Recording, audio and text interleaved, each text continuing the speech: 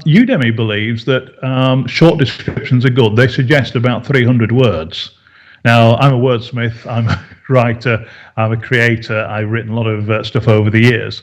And the simple matter is that most people believe that short copy, short wording, if you're selling something, is important. In actual fact, because they say nobody would read all that.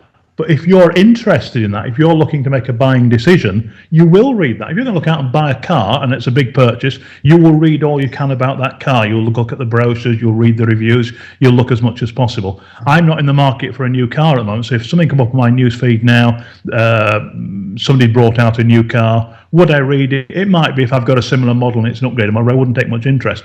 If you are looking to buy something, people will read and they will study it and they will find out about it. If you're selling a Udemy course, the only place where your course is described, the only thing you can find out is what you write. There's no reviews elsewhere. There's no websites that review the courses and so on. So people think that having a long description is wrong, or nobody will read all that. And I argue with Udemy about this, because when you get the little box here, put your description, it says use about 300 words. Now, it doesn't mean to say to write rubbish, but there's a few things you must do. The first thing I do, and it's important, I tell people in my very first line of a description when I last updated the course. And that is fantastic, because it immediately gives people, wow, this course is right up to date. And every single one of my courses is updated constantly. I add new bits and so on. But always, at least once a month, this course is updated on the 1st of February, 15th of April, 4th of November. That I always do that. The next thing I do is how many students have got this course. Udemy made a change recently where they used to show on the sales page of the course how many students you got.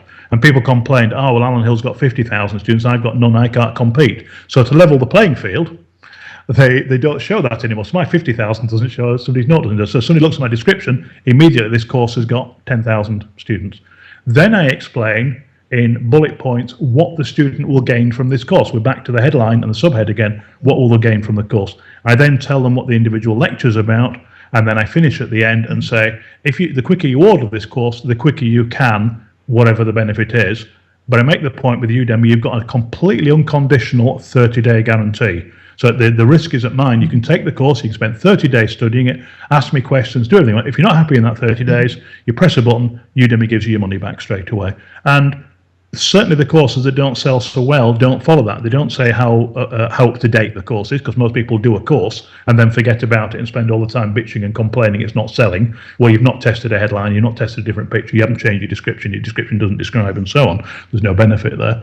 But then they don't update the course, or they get the same questions and they either don't answer the questions or they don't update the course. Lots of people ask the same question. Hey, you need a lecture on that, because obviously it's something that people are interested in. It might not be directly related to the course, but if people are asking about it, that might give you an idea for another course. So when I did the YouTube course, lots of people wanted to use YouTube to market their own business.